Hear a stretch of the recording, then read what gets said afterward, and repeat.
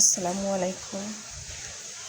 এই বৃষ্টির ভিতরে কে কেমন আছেন? কার বাসার অবস্থা কী? বাচ্চাদেরকে নিয়ে স্কুলে যেতে পারেন কি না অবশ্যই কমেন্টে জানাবেন।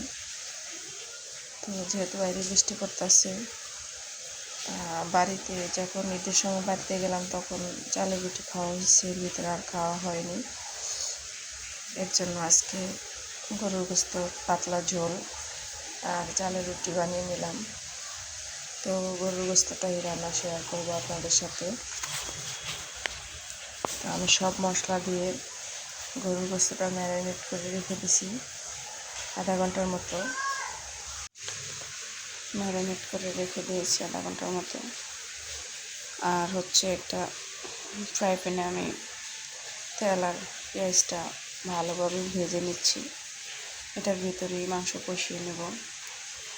বাহিরে কিন্তু প্রচুর পরিমাণে বৃষ্টি হইতেছে, বৃষ্টির শব্দ কিন্তু আসতেছে। প্লিজ আপনারা ওটাকে স্কিপ করবেন, এটা তো আমি বন্ধ করতে পারবো না, এটা আল্লাহর ইচ্ছা। সব জায়গায় কিন্তু বিশেষ করে আমাদের বাংলাদেশের অবস্থা খুব খারাপ। চট্টগ্রাম, খাগড়াছড়ি, বান্দরবান এসব এলাকার খুব খারাপ পরিণতি। আল্লাহ তুমি সবাই হেফাজত করো।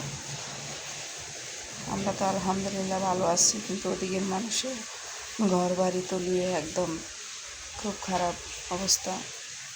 আমরা সবাই তাদের জন্য দোয়া করবো ইনশাল্লাহ। তো গোস্তটা দিয়ে আমি কষানোর জন্য ঢাকনা দিয়ে ঢেকে রাখছি, আস্তে আস্তে কষবে। আর আমাদের এই জায়গায় বৃষ্টি হওয়াতে গ্যাসের লাইনে পানি ঢুকে গেছে, এর জন্য গ্যাস থাকে না।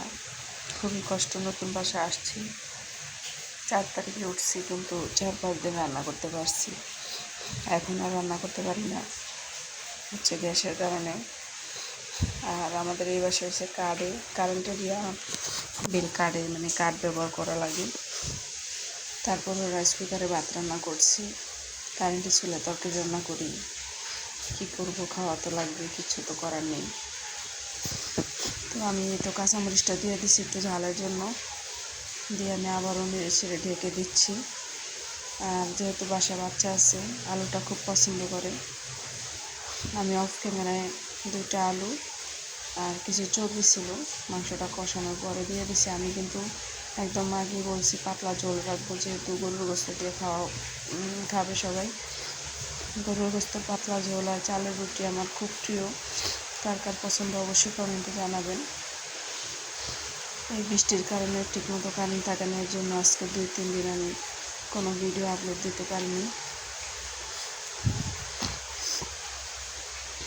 আলুটা ভালোভাবে আমি কষিয়ে নেব।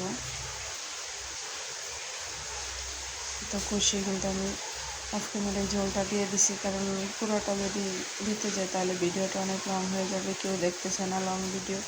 আমি বুঝতে পারি কারা কারা আমার ভিডিও কন্টিনিউ ফুল ওয়াচ করে কিংবা কেটে কেটে দেখে, আমি বুঝতে পারি, কিন্তু আমি কাউরে কিছু বলি না। সবাই আল্লাহ হেদায়েত করুক।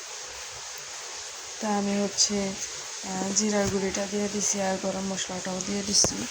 আমার গরুর গোশত রান্নাটা কেমন হয়েছে, কালারটা কেমন আসছে অবশ্যই কমেন্টে জানাবেন।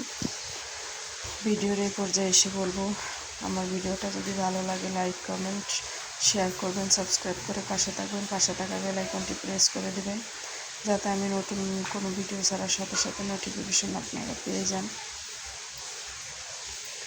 আমি কিন্তু বেশি টানাবো না, একদম পাতলাই রাখবো ঝোলটা। সব সময় তো বোনাই খাওয়া হয়, কিন্তু যেহেতু রুটি দিয়ে খাবে তাই একটু পাতলা রাখতেছি। আর লবণটা চেখে দেখলাম, না দেখি ঠিকঠাক মতো আছে। আজকের মতো বিদায় নিচ্ছি, সবাই ভালো থাকবেন, সুস্থ থাকবেন। আল্লাহ হাফেজ, আসসালামু আলাইকুম।